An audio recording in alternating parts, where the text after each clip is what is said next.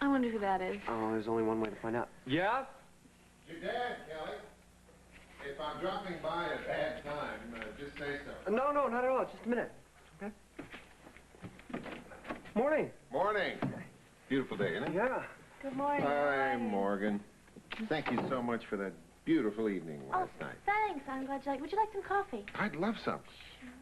What brings you by so early? Well, son, I know you got to go to work pretty soon, but I thought maybe you and I ought to talk about a couple of things before I have to go back to California. Well, you're not going to have to go back before you thought. Oh, no. I'll be around a couple of more days, but what with your busy schedule, who knows when we'll get another chance to talk. Oh, that's true. What's on my mind? You remember the night that you and Morgan called me to tell me that you were going to get married? Well, you and I decided on an allowance for you, and I am positive it's not going to be enough. I know what this is leading up to. Morgan and I are, we're doing just fine. We really are. Kelly, you can't be. I know what things cost. I'm not going to take any money from you. Thanks. That's great, but I'm just not.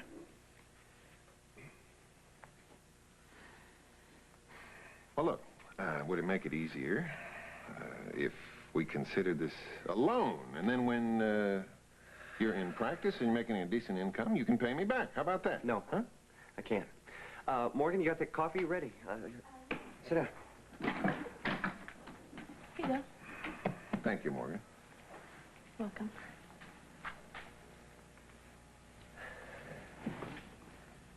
Okay, look,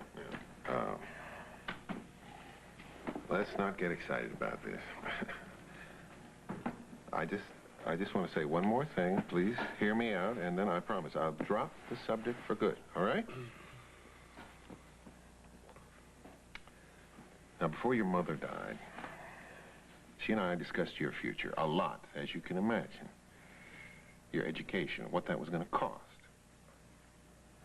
Now, you don't know this, but when we first got married, we started a savings account. And we just kind of let it be there, you know, added to it, tried to forget that it was even there. Sort of our little emergency fund in case we needed something and we didn't want to touch our regular savings account. Now, the point is that before she died, we agreed that that account should be earmarked for you, for your future. And I want to tell you something. I know nothing would make your mother happier than to know that you and Morgan were using some of that money right now to help you get started out in life. Wish Mom could have met Morgan. Yeah, I do too. You know, there are times when Morgan reminds me of her. Yeah. Anyway, would you please, let me send you some of that money, say, now listen to me, once a month, just to help out. I know it's what your mother would have wanted. Really. Well, if you put it that way, sure, thanks. Okay, it's settled. Good. Take a look at this. Done a little figuring here, and I've tried to make the money stretch out in order to get you through your internship. It's not going to make you rich, Morgan, so don't worry about it. But, Kelly, if you need any more, you let me know. Maybe you should look at this. You know, I'm terrible in math. Okay. So, Sean found out when he was 16 that you were his father. Yes. His mother told him just a couple of days after his 16th birthday. Mm-hmm. What I don't understand is, why would she keep it a secret for so many years and then finally tell him when he was 16? Oh, well, when he was little, she always told him his father was dead. But then as he grew older, he began noticing things and finally got suspicious. And then one day he came across some letters I'd written her in which I asked affectionately about the boy and how he was doing. He put two and two together and confronted her with a chance to tell him the truth. So he came flying up to Chicago, charged into the office in a fury, and told me that he never wanted to see either one of us again. And you haven't seen him since? No. Oh, about 3 years later, he went back to Mexico and forgave his mother. But he made a promise then that she would never tell me one thing about him, where he lived, what he was doing with his life, nothing. Poor Stephanie, she asked me to forgive her for making such a promise. But, you know, Mike, I couldn't blame the woman. After all, he was the only thing she had in the world, and she adored him. And after all, I have Vanessa. Well, he must have known that you cared about him and his mother. No. And you did send him thousands of dollars. Oh, I know, but he just accused me of trying to ease my conscience by sending them money. I can't tell you what it's like to have your own flesh and blood tell you that he hates you. Well, it seems to me that he would have been at the funeral, or at least he would have talked to the attorneys about her estate had he known that she had died. Yeah, that's what I think. But he'll find out, and then I'm afraid he's going to try and pay me back for all those things he accused me of that day in Chicago years ago. Well, maybe he'll soften over the years. No, I'm afraid not. No, the last time I talked to Stephanie, she said she still couldn't even mention my name to my husband. Mike, you just got to find him. Well, I'm doing everything I can. Now, this firm that I've hired in London is very good. They're the best. And I've sent them pictures that you gave me. Oh, well, those pictures were taken when he was 15. He probably doesn't look anything like that now. Well, that's a funny thing, too. My own son could walk into this room. I wouldn't even recognize him. We'll find him somehow. Oh, but please, I can't say it often enough. You've got to keep this with Vanessa. That's why I wouldn't let Joe Bradley put any personal ads in the papers. Joe Bradley? Didn't I tell you that I... No, you didn't tell me. I forgot. When I heard about Stephanie's death, I went into such panic that I asked Joe whether he wouldn't please see if she had any surviving relatives. Did you tell Joe about Sean? Oh, no. Well, if I were you, I would call Joe right now and tell him to call the whole thing off. I don't trust him.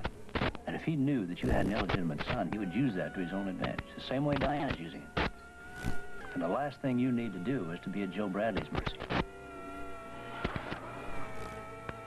The part of Vanessa Chamberlain will be played by Anna Stewart. So what's up? I paid Hope a visit. I found out that Alan is coming by around 11 o'clock to take her and the baby home.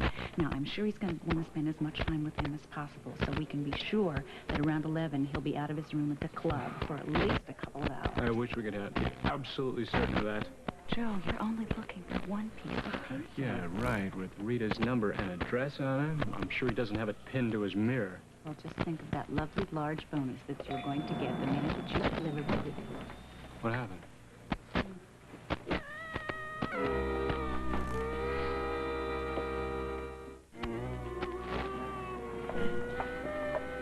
Alan, what are you doing here? I'm here to take Hope and the baby home. They're being released today. So I heard from Hope, but I misunderstood. I thought she said something about 11 o'clock. Well, I wanted to drop these things off beforehand. What are you doing here so early, Vanessa? I came to pay your wife a visit. Whatever differences you and I might be having, I'm still very fond of Hope. Apparently you're fond of a lot of people these days, even people I thought you and your father disliked. Do you mean Joe? Oh, that's all right. I can explain now why I'm here. See, Mr. Chamberlain still owed me some money from when I worked for him, and when I called Vanessa, she said she was going to be here at Cedars, so I just thought I'd drop by and collect. Excuse me. Hello, Hillary? Hi. Is Hope awake yet? Yes, but Dr. Sidwick's with her now. Ah, well, in that case, I'll wait in the cafeteria. I'll call you there. Thank you. Alan, I'd love to join you for a cup of coffee. Why? Just to talk. I've already told you what I think of you and your father's business tactics. Seems no point in prolonging the agony for either one of us. Excuse me.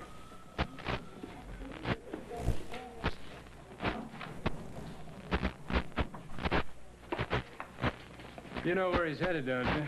Nearest phone to tell Diane that he saw us together. We'll deal with that later. Right now, we know that he's here, so you can get over to his room at the club right away and get Rita's phone number and address. Yeah, but if Diane is suspicious of me, I'm not going to be able to get what I want from her. I'm sorry, Joe. You're not being paid to get what you want. You're being paid to get what Daddy and I want, which at the moment Okay, is Vanessa, I am on my way.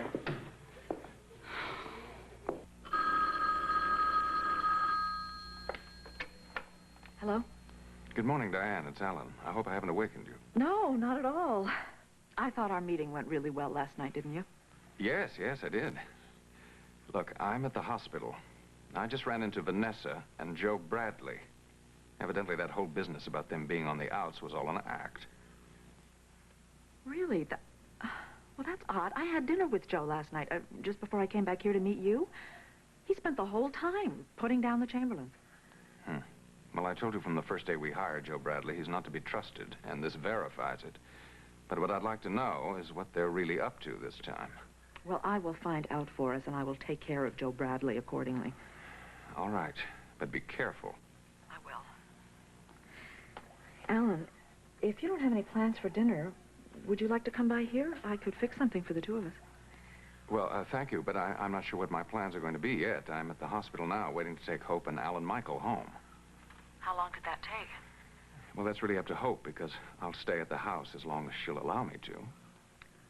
Fine, well, just let me know. I will, but in the meantime, don't put off making plans of your own, because chances are I'll be busy. Well, then we'll speak later in the day. Yes. And Diane, would you get a hold of Ross and tell him that I'm waiting for that codicil to my will to be finalized so I can sign it? Sure. If you could have it ready sometime today, I'd appreciate it. I can't think of a better day to sign it than the day we bring Alan Michael home. Well, I'll tell Ross. I'll talk to you later, and don't worry, I will handle Joe Bradley. Goodbye, Alan. But don't put off making plans of your own, because chances are I'll be busy. I don't have any plans of my own. Alan, when are you going to stop wasting time with the Elizabeths and Jackies and Hopes of this world? I am the only woman who is ever going to understand you.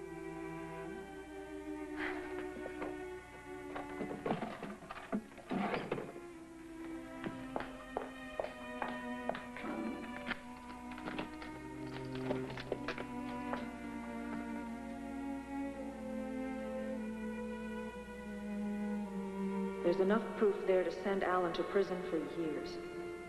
And with things working out the way they have been with the company, I could totally control Spaulding Enterprises if Alan ever... I can't think that way. I don't want Alan to go to prison. I want him here with me. I just have to be clever and take my time. And when Alan turns from Hope to another woman, that woman is going to be me.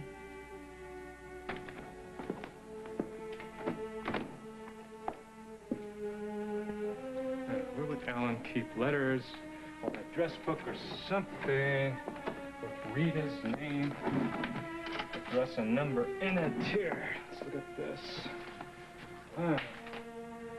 It's got an address with no stamp and a return address.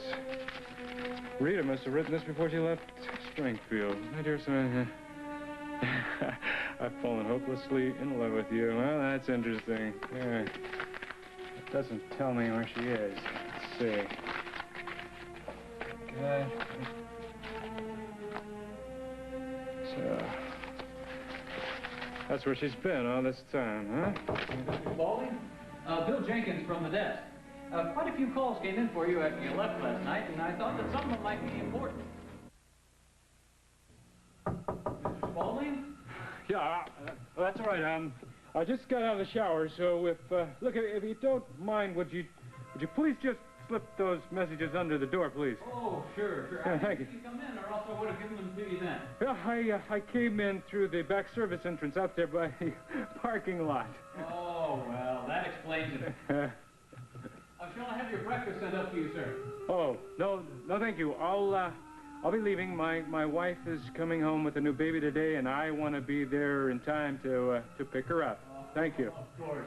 My very best to Mrs. Spaulding. Well, thank you. I'll tell her.